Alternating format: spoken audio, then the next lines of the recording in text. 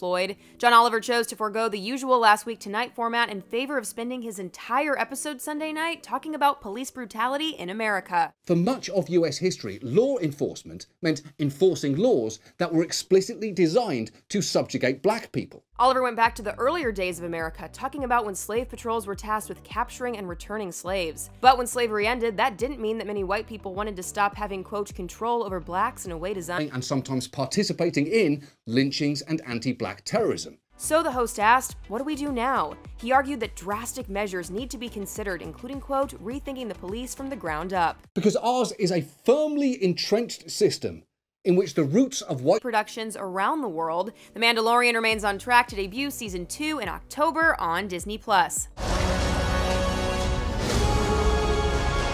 Executive photography before the lockdown. Thanks to how technology-forward Lucasfilm and ILM are, we have been able to do all. Char's Neha Joy has more.